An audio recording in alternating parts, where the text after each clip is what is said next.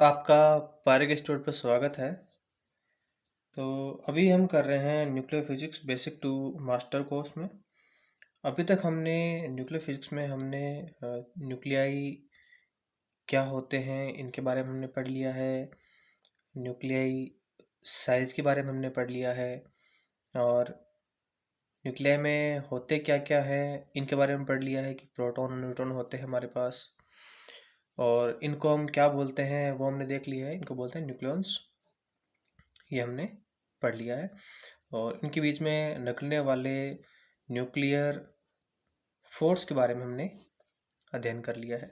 और इनकी जो ऊर्जा में कमी आती है या फिर इनको तोड़ने के लिए जो ऊर्जा काम में आती है, जिनको हम बोलते हैं बाइंडिंग एनर्जी, इसके बारे में हमने अध्ययन कर लिया है। और इन सब के बाद में हमने रेडियो एक्टिविटी के बारे में भी काफ़ी अध्ययन कर लिया है और हमने इसकी काफ़ी डीप डीप अंडरस्टैंडिंग हमने करी है। अगर आपको ये सब वीडियो अगर आपको देखना है तो आप हमारे पीछे के जो वीडियो है आप उन्हें सर्च कर सकते हैं, उनको आप देख सकते हैं। तो आज हमारा जो गोल है वो है जो विभिन्न प्रकार के जो डीके हैं जो कि रेडियो एक्टिविटी की वजह से होते हैं उनके बारे में अध्ययन करना। हम इसके बारे में पहले से ही काफ़ी कुछ बता चुका हूँ या फिर हम जान चुके हैं कि ये डीके जो होते हैं वो नॉर्मली तीन प्रकार के मैंने बताए थे: एल्फा डीके, बीटा डीके और गामा डीके। अब हम देखेंगे कि ये डीके क्या होते हैं, ये किस प्रकार से हमारे पास टेक प्लेस करते हैं एक न्यूक्लियाई में। तो सबसे पहले हम बात करते हैं अल्फा डीके की। और इन सब की बात करने से पहले अगर आप इस चैनल पर नए हैं तो आप कृपया करके चैनल को सब्सक्राइब कर लीजिए ताकि हम आपके लिए ऐसा ही कंटेंट आपके लिए ला सके। तो अब हम अपने टॉपिक पर चलते हैं। पहला हमारा टॉपिक है अल्फा डीके। काफ़ी अच्छा और शानदार हमारे पास टॉपिक है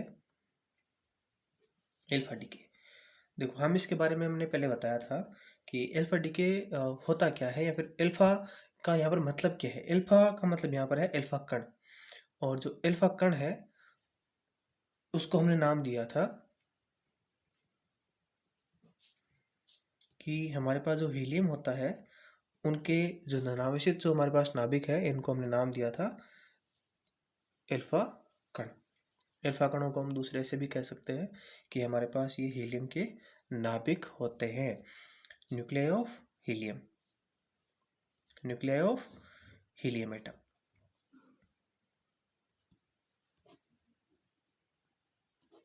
ठीक है, इसमें आपको कोई भी कंफ्यूज होने वाली कोई बात नहीं है।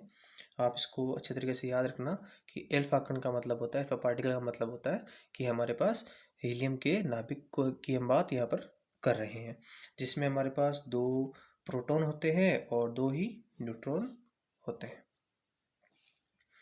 यहाँ पर देखो डीके किस प्रकार से होता है। अगर हम मान लें कि एक हमारे पास पेरेंट न्यूक्लियाई है जिसको मैंने नाम दिया है एक्स, और इसका जो एटम नंबर है वो मैंने माना है जेड, और इसका जो मास नंबर मैंने माना है ए। ठीक है, अगर इसका जो न्यूक्लियाई है वो अगर डीके होता है तो ये किस प्रकार से होता है। यहाँ पर अल्फा कण निकल जाता है। तो पहले मैं यहाँ पर लिखूँगा कि मेरा यहाँ पर एक जो अल्फा कण है वो यहाँ से निकल गया। तो देखो, जब इसमें से जेड में से क्या हो रहा है, दो की कमी आ रही है, तो यहाँ पर जो डॉटर न्यूक्लियाई बनेगा उसके जेड में भी दो की कमी आ जाएगी, और जो मास नंबर है उसमें चार की कमी आ जाएगी। एक आपको अच्छी खासी अंडरस्टैंडिंग बिल्ड करनी है कि अल्फा डीके होता क्या है। अल्फा डीके का मतलब हीलियम के नाभिकों की यहाँ पर निकलना। तो यहाँ पर हमारे पास देखो, इसको हम बोलेंगे पेरेंट न्यूक्लियाई, पेरेंट, और इसको हम बोलते हैं डॉटर।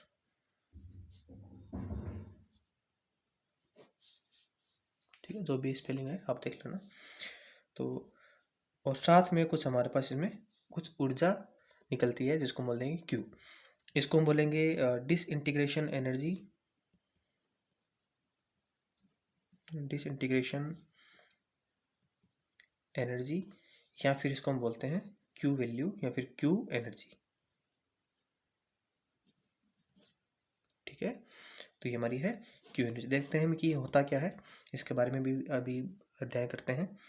तो ये हमारा है पेरेंट, और एल्फा पार्टिकल निकलने के बाद में ये हमारे पास आ डॉटर न्यूक्लियाई। अब देखो यहाँ पर ये क्यू वैल्यू हमने क्यों लिखी है, इसका कारण क्या है। हम ये मानते हैं कि हमारा जो पेरेंट न्यूक्लियाई है वो हमारे पास स्टैटिक है या फिर स्थिर है। ठीक है, इसका जो काइनेटिक एनर्जी है उसका मान हमारे पास 0 है। ठीक है, और जैसे ही ये न्यूक्लियाई यहाँ से स्पॉन्टेनियस जब इसमें डिके होता है तो ये क्या हो जाएगा, ये दोनों मान लो पहले ये कण था, इससे निकला और एक कण इधर चला गया और एक कण इस साइड में चला गया। जब हम जानते हैं कि जब कण किसी दिशा में गति करते हैं तो उनकी कुछ न कुछ काइनेटिक एनर्जी होती है, लेकिन पहले इसमें कोई भी काइनेटिक एनर्जी नहीं थी। तो अब इनकी काइनेटिक एनर्जी क्या हो गई, इनमें दोनों में आ गई। अब ये जो काइनेटिक एनर्जी है इसको हम बोलते हैं डिसइंटीग्रेशन एनर्जी या फिर क्यू एनर्जी। ठीक है, और ये एनर्जी क्या होती है, इसमें मास में कमी का कारण बनती है। और एल्फा डीके तभी होता है जब इनका जो डॉटर हमारे पास जो, या फिर ऐसे बोल सकते हैं जो प्रोडक्ट हमारे पास बना है, इसका जो मास होगा वो हमारे पास इनिशियल जो हमारे पास प्रोडक्ट होगा उससे कम होना चाहिए। तो ऐसा हम कह सकते हैं कि अगर मैं इसके मास को लिखूं m, तो ये बड़ा होगा, इसको लिखूं स्मॉल m से, तो इसका जो मास होगा वो इससे कम होगा, तभी हमारा अल्फा डीके होता है, वरना अल्फा डीके होने की कोई गुंजाइश नहीं है। तो अगर हमें यहाँ पर क्यू एनर्जी का अगर हमें मान याद करना हो तो हम देखो कैसे याद करते हैं। कई बार एग्जाम में पूछ लेता है कि अल्फा डीके में हमारे पास क्यू एनर्जी का मान याद करो, जबकि हमारे पास पेरेंट और डॉटर न्यूक्लिया जो है उनके मास हमें दिए गए हों। तो जो क्यू एनर्जी है उसका मान हम कुछ इस प्रकार से निकालते हैं। जो कि हमारे पास पेरेंट न्यूक्लियाई है, मान लेते हैं कि उसका जो मास है वो मान लेते हैं कि कुछ है। ठीक है, इसको मान लेता हूँ मैं पी लिखता हूँ पेरेंट का, और माइनस इसमें से दोनों जो डॉटर न्यूक्लियाई थे उन दोनों को मैं यहाँ से माइनस कर देता हूँ। जैसे मान लो एम, और ये हो गया हमारा डी, और माइनस एम, और ये हमारा एल्फा कण है तो इसको मैं एल्फा से डिनोट कर देता हूँ, और सी स्क्वायर। अब ये हमारा पेरेंट और ये हमारे पास जो प्रोडक्ट आए थे इन दोनों का मास को यहाँ से डिलीट कर देंगे और इसको सी स्क्वायर से गुणा करा देंगे, तो यहाँ से हमें क्यू एनर्जी या फिर डिसइंटीग्रेशन एनर्जी का मान यहाँ से हमें प्राप्त हो जाएगा। इसके लिए सिर्फ एक ही शर्त है कि जो पेरेंट हमारे पास जो न्यूक्लियाई है उसका मास बड़ा होना चाहिए डॉटर या फिर जो प्रोडक्ट है उसके मास से। ठीक है, तो इसको हम बोलते हैं एल्फा डीके। और अब हम इसका एक एग्जाम्पल कर लेते हैं कि एल्फा डीके का हमारे पास क्या एग्जाम्पल है। तो इसका सबसे एक अच्छा एग्जाम्पल हमारे पास है यूरेनियम का थ्योरियम में बदलना। तो यहाँ पर हमारा जो यूरेनियम है वो है, उसका एटॉमिक मास हमारे पास है 92, और उसका जो मास नंबर है वो हमारे पास है 238। जब ये थ्योरी में बदलता है तो इससे एक हीलियम यहाँ से निकल जाता है।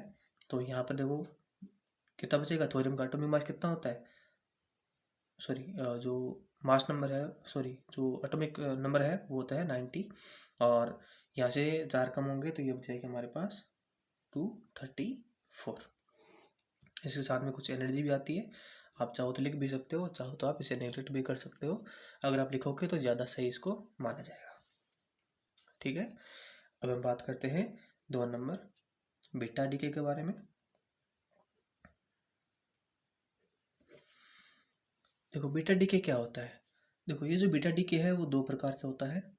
एक को हम नाम देते हैं बीटा माइनस डीके, और एक को हम देंगे बीटा प्लस डीके।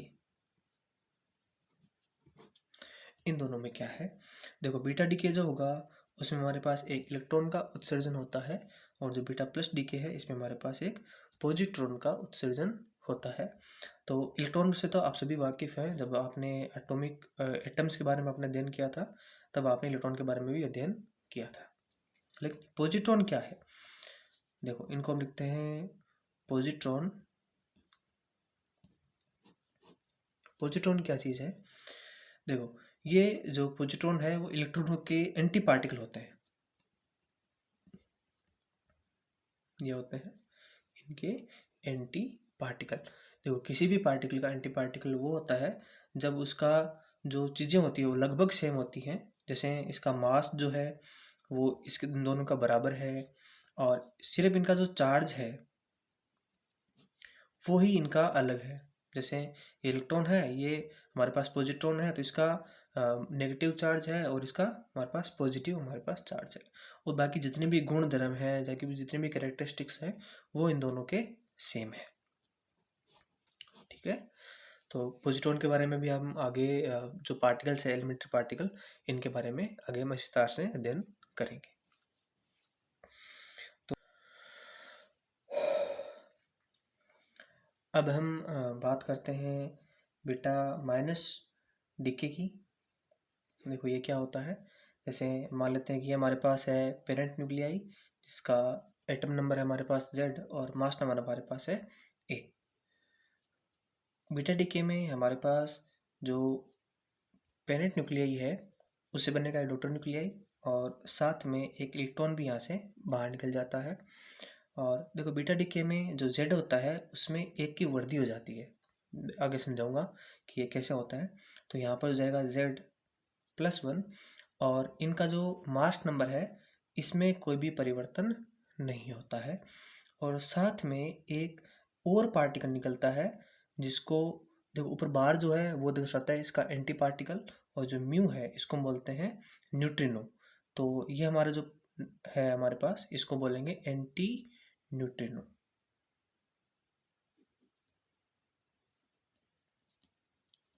ठीक है, तो हमारे पास बीटा माइनस डी के जो है उसमें पेरेंट न्यूक्लियाई में जब डॉटर न्यूक्लियाई में चेंज होता है तो उसका जो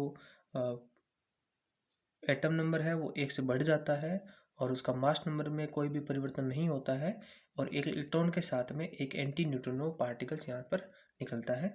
और साथ में ऐसा भी कह सकते हैं कि कुछ एनर्जी भी यहाँ से रिलीज होती है। इसका देखो, इसमें यहाँ पर होता हो क्या रहा है। यहाँ पर हमारे पास क्या है, Z किसको दर्शाते हैं, ये दर्शाते हैं प्रोटॉनों की संख्या को। तो यहाँ पर क्या हो रहा है, एक प्रोटॉन में वृद्धि हो रही है। एक प्रोटॉन में वृद्धि हो रही है। एक प्रोटॉन में वृद्धि कब होगी, जब इसका एक न्यूट्रॉन कम हो जाएगा और वो प्रोटॉन में बदल जाएगा। कैसे, देखो, हमारे पास जो न्यूट्रॉन होता है वो क्या होता है, इसके ऊपर चार्ज होता है 0। न्यूट्रॉन पर चार्ज होता है 0। अगर मैं एक प्लस चार्ज को एक नेगेटिव चार्ज को दोनों को जब मिलाऊंगा तो नेट चार्ज कितना होता है, 0 होता है। तो इसको मैं ऐसे कह सकता हूँ कि जब ये जो प्रोटॉन है, ये जो न्यूट्रॉन है वो टूटता है तो वो एक प्रोटॉन में बदल जाता है, और प्लस साथ में एक इलेक्ट्रॉन से भी इसका एक निकल जाता है। देखो, इसके ऊपर प्लस चार्ज है, इसके ऊपर माइनस चार्ज है, तो दोनों मिला के क्या हो जाएंगे, न्यूट्रल हो जाएंगे, और दोनों का जो मास होता है वो लगभग बराबर होता है। इन दोनों का योग के बराबर होता है, थोड़ा सा ज़्यादा होता है ना इसका, मैंने पहले बताया था। और साथ में एक एंटी न्यूट्रिनो पार्टिकल्स भी इससे निकलता है जब न्यूट्रॉन का विखंडन होता है। तो एक्चुअल में इस अभिक्रिया में क्या हो रहा है कि जो नाभिक में जो एक न्यूट्रॉन है वो टूटकर एक प्रोटॉन और एक इलेक्ट्रॉन में बदल रहा है, और साथ में एक एंटी न्यूट्रिनो पार्टिकल भी यहाँ पर निकल रहा है। ठीक है, तो अब देखो, हम बात करते हैं बीटा प्लस डीके की। बीटा प्लस डीके में क्या होता है, ये हमारा है पेरेंट न्यूक्लियाई, और जब इससे डॉटर न्यूक्लियाई बनता है तो उसमें एक प्रोटॉन की कमी हो जाती है, और मास नंबर में कोई भी परिवर्तन नहीं होता है। साथ में एक पॉजिट्रॉन और एक न्यूट्रिनो पार्टिकल निकलता है, इसको बोलते हैं न्यूट्रिनो पार्टिकल। ठीक है, और साथ में हम कह सकते हैं कुछ एनर्जी भी निकलती है, जिसको बोलते हैं क्यू डिसइंटीग्रेशन एनर्जी या फिर क्यू एनर्जी। यहाँ पर देखो क्या हो रहा है, यहाँ पर एक प्रोटॉन में कमी हो रही है। तो प्रोटॉन में कमी होने का मतलब है यहाँ पर प्रोटॉन टूट रहा है। देखो, यहाँ पर क्या है, प्रोटॉन है, यहाँ पर पॉजिटिव चार्ज है, तो एक न्यूट्रॉन प्लस एक पॉजिट्रॉन, एक न्यूट्रॉन प्लस पॉजिट्रॉन, तो यहाँ पर चार्ज कंजर्वेशन हो रहा है, और प्लस, और यहाँ पर एक न्यूट्रॉनो पार्टिकल यहाँ पर निकल रहा है। तो यहाँ से जो ये प्रोटॉन है नाभिक में से, वो प्रोटॉन टूट के एक न्यूट्रॉन, एक एंटी इलेक्ट्रॉन पार्टिकल और या फिर पॉजिट्रॉन पार्टिकल और एक न्यूट्रॉनो पार्टिकल यहाँ पर निकल रहा है। इस अभिक्रिया में वास्तव में ऐसा कुछ हो रहा है। ठीक है, देखो यहाँ पर बीटा माइनस डीके में आप कह दोगे कि सर एक नाभिक से एक इलेक्ट्रॉन निकल रहा है, तो ये जो इलेक्ट्रॉन है वो बिल्कुल ही अलग होता है एटम के जो बाहर चक्कर लगा रहे हैं उनसे। ये जो इलेक्ट्रॉन है वो काफ़ी अलग होता है। वैसे तो दोनों सेम होते हैं, लेकिन इसकी जो एनर्जी है वो उन इलेक्ट्रॉनों से काफ़ी अलग होती है। तो हम इसको आसानी से पहचान सकते हैं कि ये जो इलेक्ट्रॉन है वो नाभिक से निकला है या फिर किसी एटम के किसी कक्षा से निकला है। ठीक है, तो इन दोनों में कंफ्यूजन नहीं होना है कि इलेक्ट्रॉन वही इलेक्ट्रॉन है जो कक्षा के बाहर चक्कर लगा रहे हैं, वो नहीं है, वो नाभिक से ये निकला हुआ है। ठीक है, अब हम बात करते हैं गामा डीके के बारे में। देखो गामा डीके जो है वो कोई अलग से प्रक्रिया नहीं होती है। ये जब अल्फा डीके और बीटा डीके जब होता है तो साथ साथ में ही हमारा बीटा डीके भी हो जाता है। लेकिन आप सबने जब एटम का जो चैप्टर था वो आपने जब पढ़ा था तो आपने देखा था कि एटम्स में उनकी कुछ अपनी अलग अलग ऊर्जा अवस्थाएं होती हैं, फिर कह सकते हैं कि उनके एनर्जी लेवल्स होते हैं। एटम के एनर्जी लेवल होते हैं। इसी प्रकार हमारा जो न्यूक्लियई है उसके भी कुछ एनर्जी लेवल्स होते हैं। न्यूक्लियई के एनर्जी लेवल्स होते हैं। ये जो एनर्जी लेवल है न्यूक्लियई के वो एटम के एनर्जी लेवल से बिल्कुल ही अलग होते हैं। ये उनके जैसे बिल्कुल भी नहीं होते हैं। देखो जब भी अल्फा पार्टिकल या बीटा डीके जब होता है तब क्या होता है कि उनमें से एक अल्फा पार्टिकल निकल तो जाता है और बीटा पार्टिकल निकल जाता है।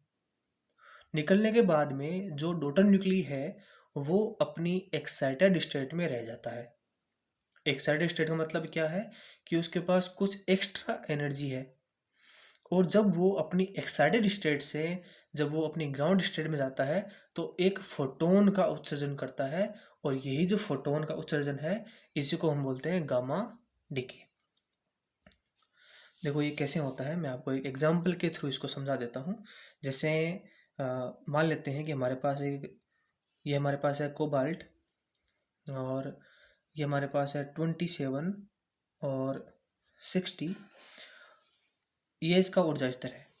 ठीक है, और जब इसमें से एक बीटा माइनस डीके जब होता है तो मान लेते हैं कि इसकी ऊर्जा इतनी रहती है, यहाँ से एक पार्टिकल निकलने के बाद में इसकी ऊर्जा इतनी रह गई। लेकिन क्या होगा, ये अपनी एक्साइटेड स्टेट में है, इस टाइम पे क्या है, एक्साइटेड स्टेट में है, और इसको अंतिम में जाके यहाँ पर निकल बनना है। तो ये हो जाएगा 28 और इसका मान यहाँ पर 60 का 60 रहेगा। देखो यहाँ पर बीटा माइनस डीके में मैंने बताया था कि क्या हो जाएगा, इसके एक प्रोटॉन में वृद्धि हो जाएगी और मास नंबर सेम रहता है। तो यहाँ पर भी क्या रहेगा, बीटा माइनस डीके जब होगा तब इसके एटम नंबर में एक वृद्धि हो जाएगी लेकिन मास नंबर सेम रहेगा। देखो ये जो लेवल्स होते हैं ना इनको बोलते हैं एक्साइटेड लेवल। ये हमारा है ग्राउंड लेवल।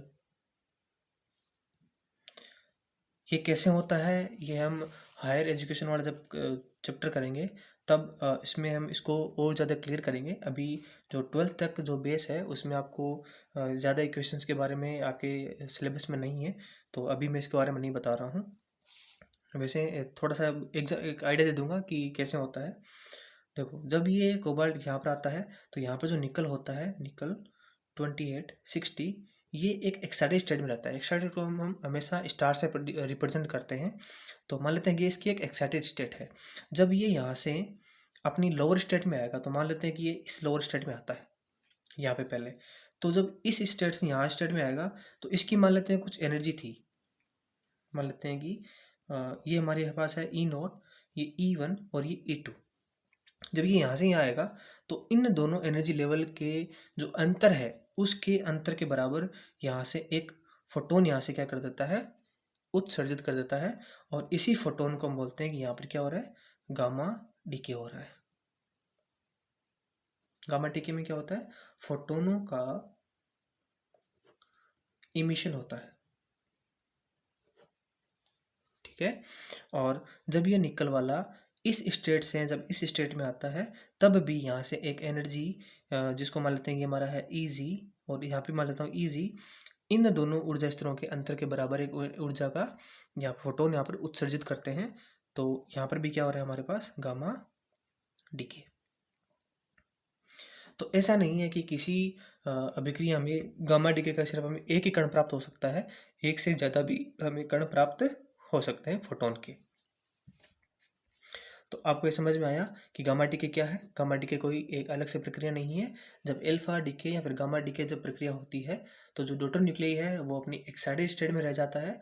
जब वो अपनी एक्साइटेड स्टेट से अपनी ग्राउंड स्टेट में आता है, तो अपनी कुछ फोटोनों का उत्सर्जन करता है, और ये जो फोटोनों का उत्सर्जन है इसी को हम बोलते हैं गामा डीके।